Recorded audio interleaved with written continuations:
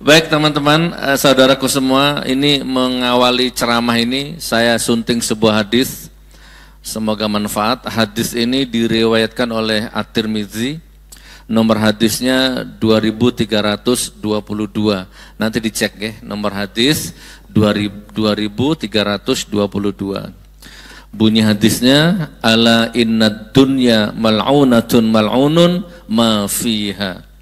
Ala zikrullah wa ma walah wa alim au muta'allam. Nomor hadis berapa? 2000. Ono meneh mike iki ya. Nomor hadis 2322. Perhatikan ini, luar biasa ini. Saya tak di sini aja nggih. Oh, dudu ya, Masya Allah. Gini teman-teman. Ala innad dunya mal'unatun mal'unun ma fiha. Ala zikrullah wa ma walah wa alim au muta'allam. Ketahuilah bahwa dunia ini terlaknat, termasuk di dalamnya dunia ini. Subhanallah. Jelas kosakatanya ini. Ketahuilah bahwa dunia dan isinya ini terlaknat. Tak ulang satu kali lagi ya, supaya masuk ke alam bawah sadar. Dunia ini terlaknat, termasuk isinya. Kecuali kata Allah, orang yang berzikir kepada Allah, orang yang loyalitas tinggi kepada Allah, lalu orang yang berilmu, mencari ilmu dan mengajarkan ilmunya. Jadi dunia ini terlaknat Pak, termasuk isinya. Dokter disumpah sebagai sumpah dokter, ketika lulus dari dokter ternyata mencabuli pasiennya. Ada apa mboten? Itu terlaknat Pak. Sebelum jadi dokter, ketika dia mau menjabat resmi jadi dokter, dia disumpah dulu Pak, sumpah dokter. Ya, akan mengutamakan pasien di atas nyawanya sendiri, akan merahasiakan biodata pasien, tidak boleh membuka sembarangan biodata pasien. Ya, pokoknya akan mesejahterakan pasien, memakmurkan pasien, dan banyak sumpah-sumpah dokter itu. Tetapi ternyata viral sekarang, banyak dokter yang mencabuli pasiennya. Ya, ngontrol dadanya, ternyata tangannya belakaraan kemana-mana ya. Laknat Pak. Itu di dunia kedokteran seperti itu. Di dunia polisi apalagi Pak. Jeruk makan jeruk ya. Polisi nembak polisi, polisi malak polisi. Oke, ini nggak usah dibahas ya, nanti emosi ya. Dinek aja ya. Laknat Pak. Ya, terus kemudian dunia kejaksaan. Saya banyak di penjara itu gumbulan karo wong narkoba. Jadi saya paham akhirnya dunia narkoba itu, saudaraku. Jadi narkoba itu ketika orang ditangkap narkoba, jedas. Itu langsung dinego, Pak. Tukar das, isora tukar das. Tukar das itu ketika BB-nya dia misalkan 1 gram yang ditangkap, kalau dia bisa mencarikan yang BB-nya lebih tinggi, dia dilepas. Itu jenenge tukar das. Lek jari ini arek-arek napi gitu. Ayo tukar das. Sapa meneh? Didelok nang HP ini. Itu pun dilepas gak gratis, Pak. Bayar. 86 jari ini. Tukar das, ono, udah. Jadi dia bayar, dilepas, baru das liane sing dicekel itu loh Pak. Paham nggih? Laknat Pak. Begitu dasnya kena masih dinego lagi Pak. 86 lagi, wani piro. Gimana pasal-pasalnya? Jadi narkoba itu ada, saya lupa ayatnya, tapi ada pasal 122, satu berapa itu. Ada yang maksimal 5 tahun ke atas, ada yang maksimal 2 tahun. 122 itu, ayat 1. Kalau kena yang ke pasal 122 itu cuma 2 tahun Pak, itu maksimal. Jadi banyak sekali narkoba ketangkap ketika pasalnya berat, ayat 2, di atas 5 tahun dinego. Tak toki pasal 122, wani piro. Laknat Pak. Singkat cerita ini, udah tangkap, BAP mau di rutan, di sel sementara. Lalu dilimpahkan ke mana? P21, dilimpahkan ke mana? Kejaksaan. Setelah selesai semua berkas, baru dilimpahkan ke kejaksaan. Apa selesai masalah? Enggak Pak, laknat Pak. Namanya laknat Pak, terlaknat dunia ini.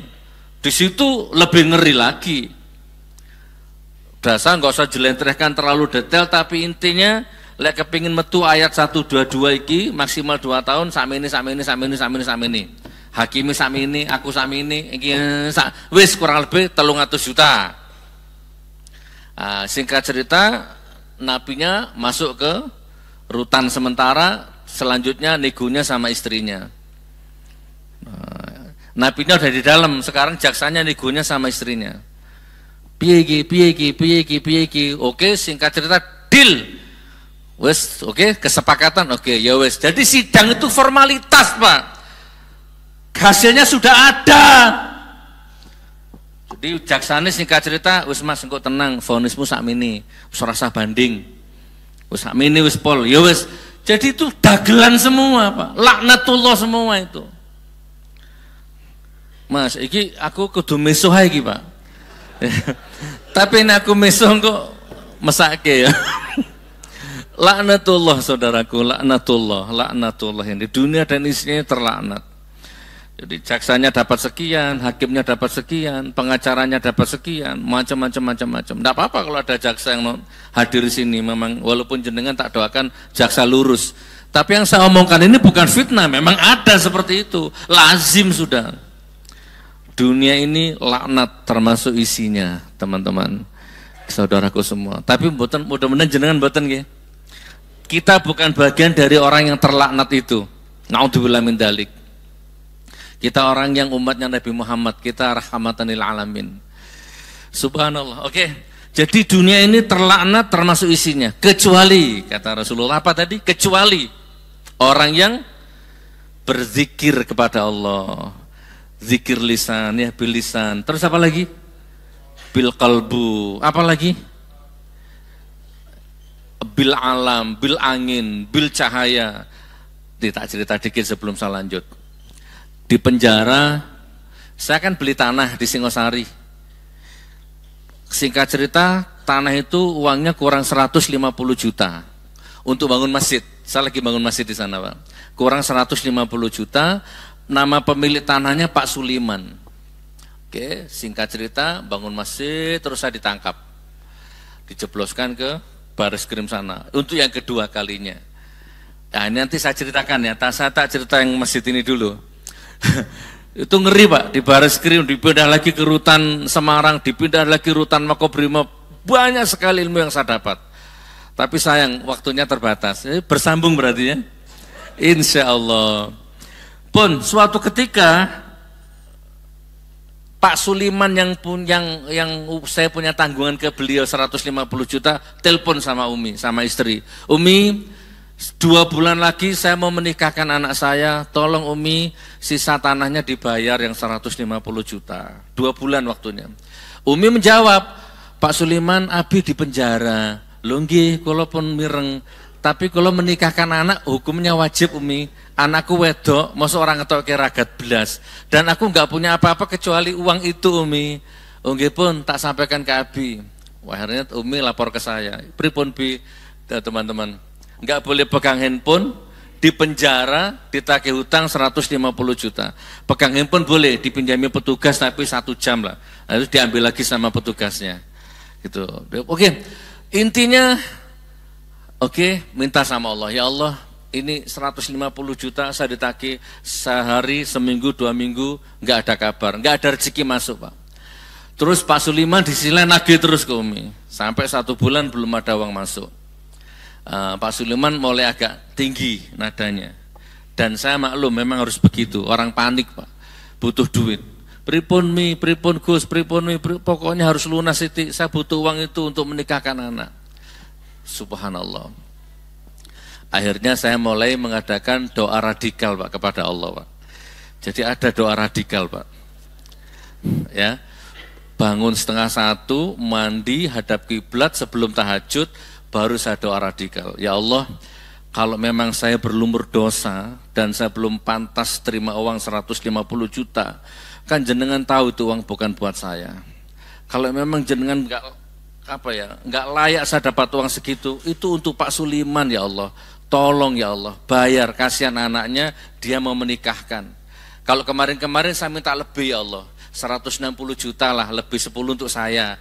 Sekarang aku nggak minta lebih Pak, jenengan pas kemawon ya Allah. Pun kalau mboten lebih mboten napa-napa.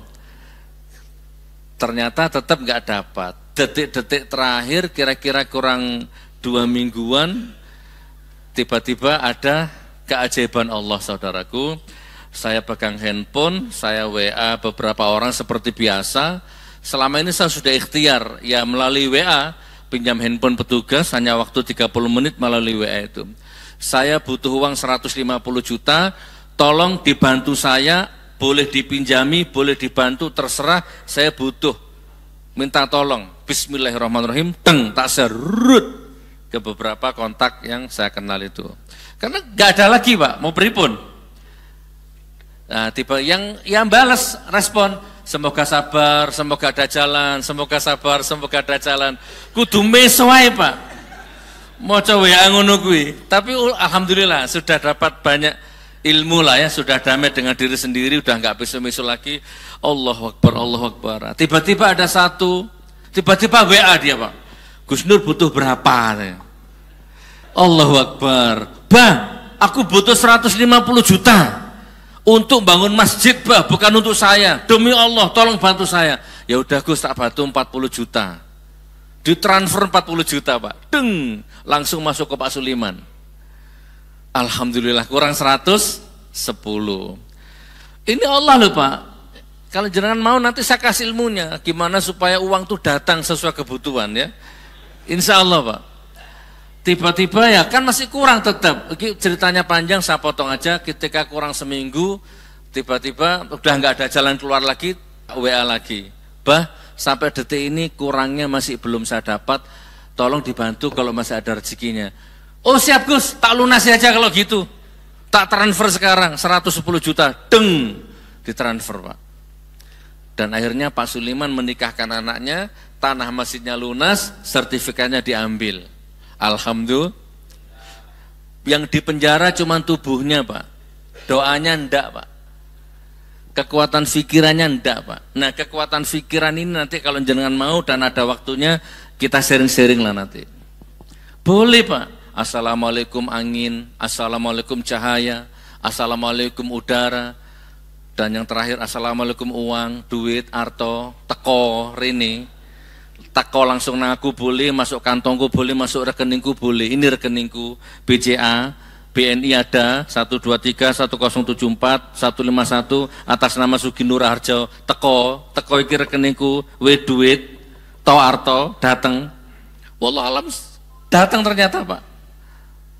Dan banyak lagi, itu baru satu cerita itu, banyak lagi insya Allah. Ya, itu pengalaman di penjara, subhanallah. Apalagi jenengan yang tidak di penjara, gitu loh. Coba angkat tangan, tidak usah malu. Siapa di ruangan ini yang tidak punya hutang?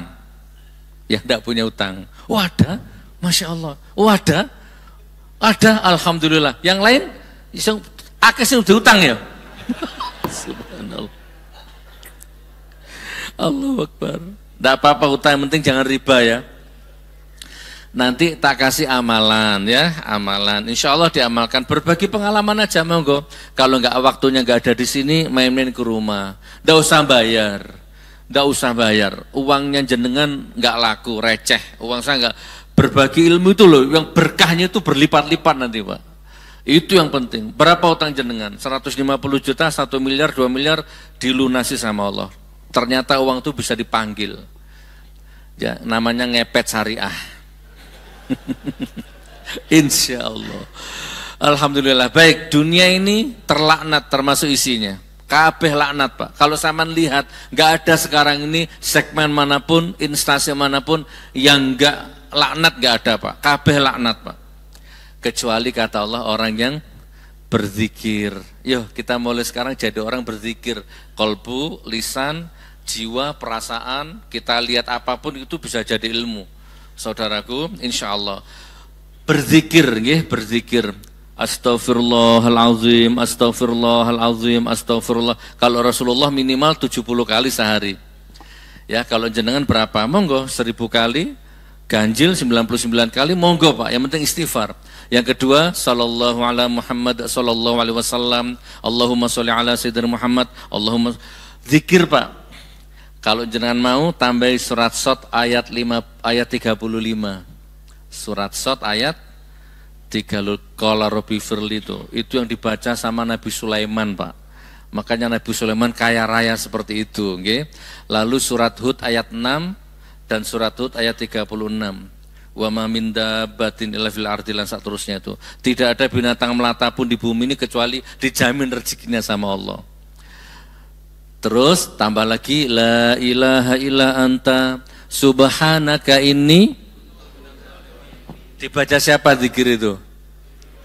Nabi Yunus dalam kondisi ditelan ikan, ikannya masuk ke laut, udah nggak ada Pak, disiplin ilmu apapun mati itu Nabi Yunus. Mau rawa rontek, mau apalah mati Pak, nggak ada. Tapi dengan zikir itu, subhanallah, diangkat perutnya mulus, dibikin mulus, ikannya itu naik lagi, disemburkan lagi, intinya hidup. Yang dibaca itu Pak, la ilaha illa anta subhanaka inni kuntu minadh dhalimin. Akhirnya saya mikirnya gini Pak, oh iya ya, Nabi Yunus ditelan ikan hiu, gara-gara zikir ini dengan izin Allah dimuntahkan sama ikannya. Lah aku cuma ditelan lapas, aku cuma diuntal kalau rutan, masih ada angin, masih ada cahaya. La ilaha illa anta subhanaka inni kuntu minadh dhalimin. Tidak ada Tuhan selain Engkau ya Allah, Maha suci Engkau ya Allah. Sungguh aku orang yang zalim ya Allah. Aku zalim terhadap istriku ya Allah. Aku zalim terhadap anakku ya Allah. Aku zalim terhadap pelangganku ya Allah, terhadap jamaahku ya Allah. Aku zalim terhadap waktu sholatku ya Allah. Selalu di akhir waktu ya Allah.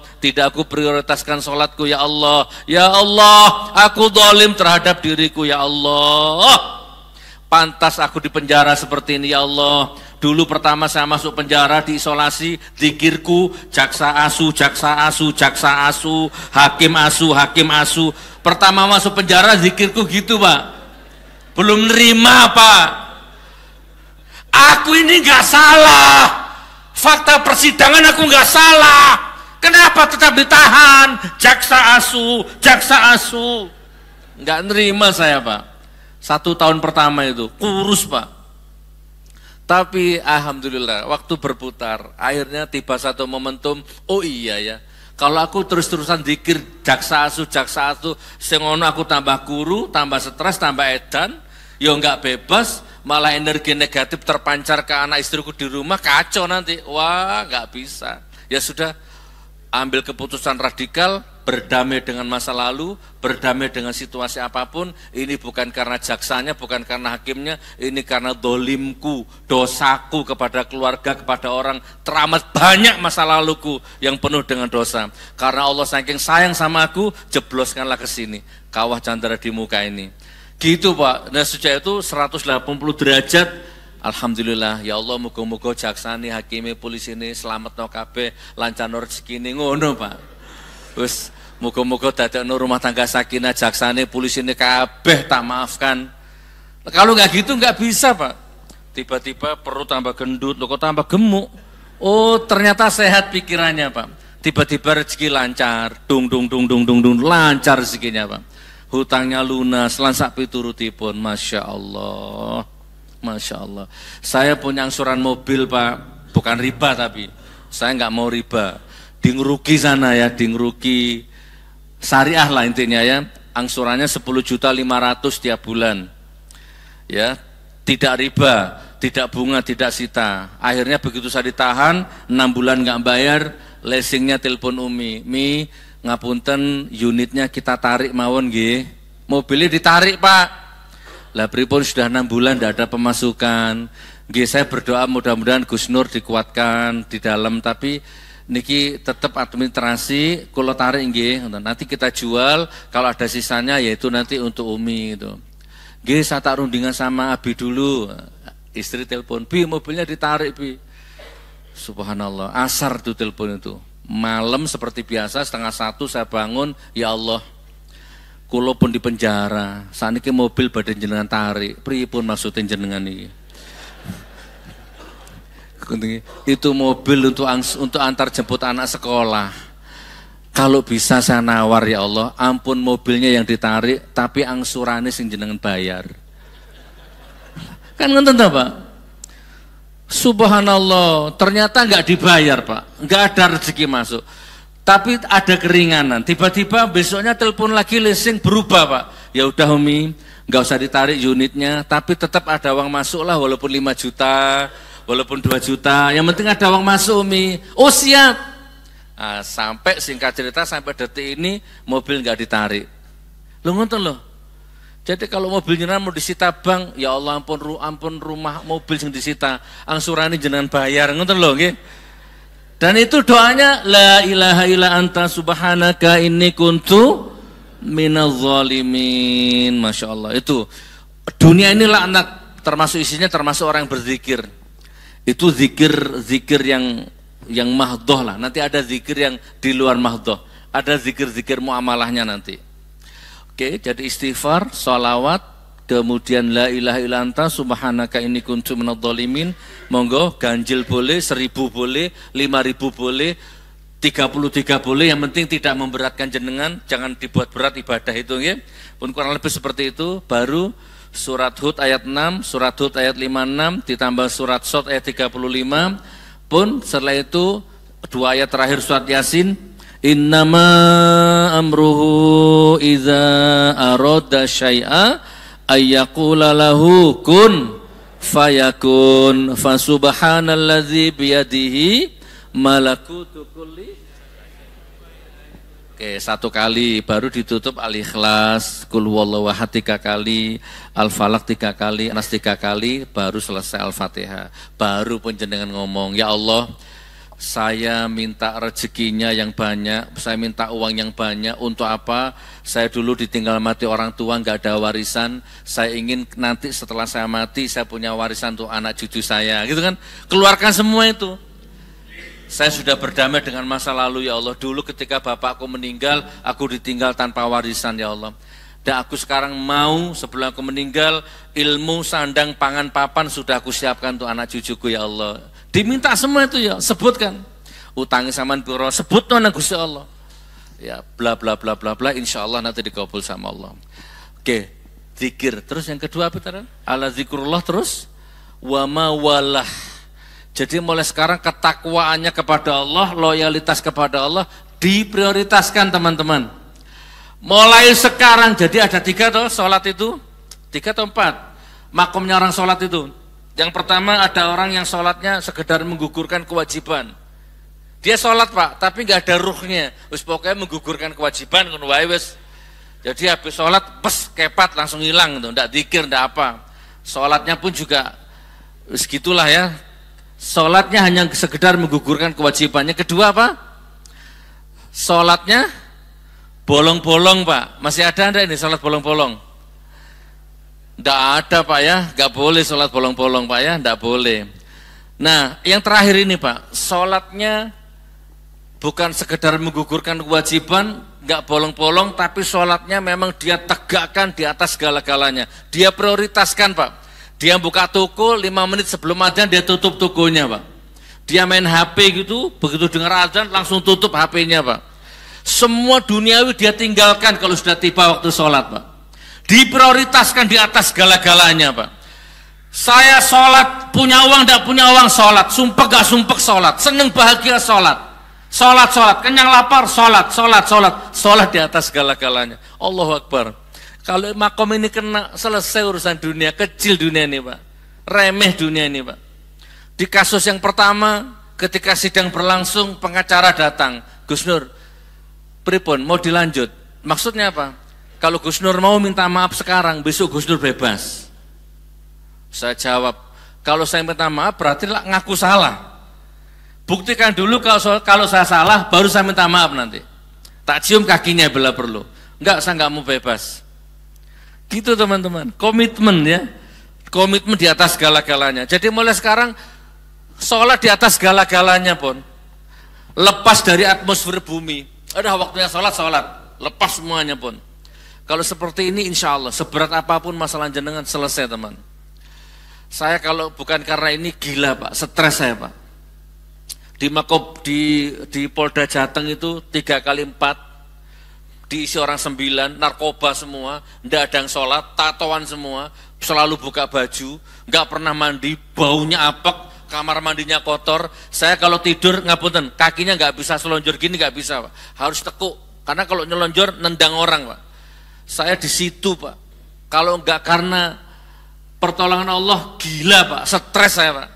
Dan memang ternyata mungkin dibikin gila memang. Kecuali saya pemakai narkoba, circle-nya enak-enak saja. Di sebelah saya semua enak Pak. Ya mangan enak, ya guyonan terus. Saya nggak bisa Pak. Akhirnya saya lampiaskan ke sholat. Kok qadarullah di situ ada Majmu' Syarif. Tahu Majmu' Syarif? Ada buku-buku zikir tebelnya segini tuh. Itu saya lampiaskan ke sana Pak, Masya Allah. Satu hari bisa khatam 3 kali sama Majmu' Syarif itu. Ayat-ayat pilihan ada di situ semua. Saya lampiaskan sana. Alhamdulillah, Masya Allah, Subhanallah. Gitu teman-teman. Di atas segala-galanya, loyalitas kepada Allah di atas segala-galanya. Kalau saman mau. Jadi kalau ada tamu bupati atau apa ke rumah jenengan waktu sholat mepet, ngomong terus terang, Pak Bupati, ini waktu sholat, pripun? Jenengan ngimami monggo tuh, selesaikan. Ini nanti ditunda aja. Apapun, bisnis apapun, monggo. Transaksi, deal-dealan 1 triliun, mepet sholat sholat dulu. Di atas segala-galanya saudaraku. Subhanallah. Suatu ketika saya transaksi madu Pak, pakai HP, nilainya sedikit 25 juta. Saya juga lupa waktu sholat. Begitu lagi transaksi, tinggal masih ngasih nomor rekening, tiba-tiba adzan. Wah ini ujian ini. Langsung kita lanjut ya sholat saya tutup. Kalau datang tetap rezekiku, nggak datang nggak apa-apa. Subhanallah, sholat di atas segala-galanya. Nggih, siap. Saya juga didoakan, saya doakan jenengan, saya sama doakan saya. Mudah-mudahan mulai sekarang sholat di atas segala-galanya. Itu ala zikrullah wa mawalah. Yang kedua, dunia ini dilaknat termasuk isinya kecuali yang berzikir kepada Allah, dan yang kedua orang yang memprioritaskan Allah di atas segala-galanya. Ya Allah, jadikan orang-orang ini prioritas ya Allah, prioritas ya Allah, prioritas ya Allah. Okay? Sanggup purun nggih, alhamdulillah. Saya dulu pernah sama anak saya itu munjiat, itu ada saksinya. Ini masjid. Dan saya nggak ada untungnya bohong. Ditelepon oleh orang, Gus Nur main-main ke sini. Di Depok kalau nggak salah. Saya sayang sama Gus Nur. Saya punya banyak tanah, Jawa Timur ada, Jawa Tengah ada, di luar pulau ada. Jangan ke sini. Tak kasih tanah, tak kasih uang, bangun pesantren. Sakarepe sampean seperti di Palu sana. Main ke sini. Wah, langsung merinding saya, Pak. Ayo berangkat sama adik, sama anak saya itu. Diantar supir satu, saya lupa waktu itu. Intinya ketemu sama orang itu. Ternyata maaf ya, ibu-ibu obesitas ya, gede badannya gitu, dan ada beberapa asistennya mungkin di situ. Jadi gini Gus Nur, saya sayang sama jenengan, Indonesia butuh orang seperti jenengan, wis pokoknya jenengan luar biasa, saya nggak mau jenengan celaka, saya nggak mau apa-apa, pokoknya sama milih tanah di mana, nanti kita bangun pesantren, cuma satu saja saya minta, wis mulai saiki ceramah fikih wae, ora sang ngeritik-ngeritik pemerintah. Wis. Saya langsung coba bayangkan, Pak. Maju mundur toh, Pak. Duit loh, Pak. Ngeritik pemerintah juga nggak dapat duit loh, Pak. Tiba-tiba ditawari duit. Dan di situ logika samain. Sebenarnya orang ini baik. Tak terima ya nggak salah toh. Tapi ya Allah alam, tapi intinya dari pertemuan itu akhirnya saya nggak terima itu Pak tawaran itu. Intinya begitu. Saya nggak tahu salah apa bener. Tapi jujur Pak, metu teko kono guwetone setengah mati aku Pak. Arep balik meneh wis isin aku. Subhanallah. Di Palu ada, di sana Nusa Tenggara dia punya katanya, Jawa Tengah, Jawa Timur dia punya. Dia 1 hektar ke bawah ada. Nanti kita bangun pesantren. Saya jadi ingat beberapa ulama-ulama yang rumahnya gede, pesantrennya gede. Oh, jangan-jangan orang ini yang bangunkan ini. Kan ada ulama yang pesantrennya gede, rumahnya gede, tapi kalau ada kedoliman dia diem. Kalau ada koruptor di sebelahnya dia diem. Itu kan, kalau ada tetangganya kelaparan bahkan dia diem. Ya karena mungkin dia tersandra sama pesantren yang gede itu. Karena bukan hasil keringatnya, Pak. Sampai sekarang nggak bisa lupa saya Pak. Masya Allah, ya getun, ya seneng, ya bangga Pak. Itu saya alami Pak. Allahu Akbar. Saya jadi ingat Rasulullah ditawari tahta harta wanita nggak mau, ditawari kekayaan nggak mau kan gitu. Akhirnya dipersekusi, diintimidasi, bahkan mau dibunuh. Bahkan ditawari toleransi dulu nggak mau. Turun ayat Qul ya ayyuhal kafirun itu. Akhirnya hijrah. Nah gitu loh Pak. Subhan. Jadi saya sudah ditawari Pak. Jadi kalau ada ustadz, ada kiai, kok dikriminalisasi, diintimidasi, berarti kiai itu sudah lolos dengan 2 ujian itu Pak. Yang pertama harta tahta wanita, yang kedua jabatan. Berarti kiai itu sudah ditawari itu Pak. Dan kiainya nolak, makanya sekarang yang ketiga persekusi Pak. Dilaporkan, ditangkap, itu udah rumusnya Pak. Subhanallah. Ada loh, Gus Nur anjing, Gus Nur asu, Gus Nur dajjal, Gus Nur wedus. Ada Pak, tak bawa videonya, tak download, tak bawa sama pengacara ke Polda. Pak, ini ujaran kebencian. Nih sama setel. Dibilang saya wedus, asu, dajjal, monggo saya bikin laporan. Ya enggak diproses sampai sekarang 7 tahun. Ya. Begitu orang laporkan saya, sekarang dilaporkan besok tersangka saya Pak. Apa kalau enggak lanat namanya? Isa nggih. Apa kalau enggak terlaknat namanya? Terlaknat Pak, hati-hati, jangan terpesona, terpedaya oleh dunia ini pun ini menipu ini, laknat semua ini. Nah, jadi loyalitas saja kepada Allah pun pasti itu.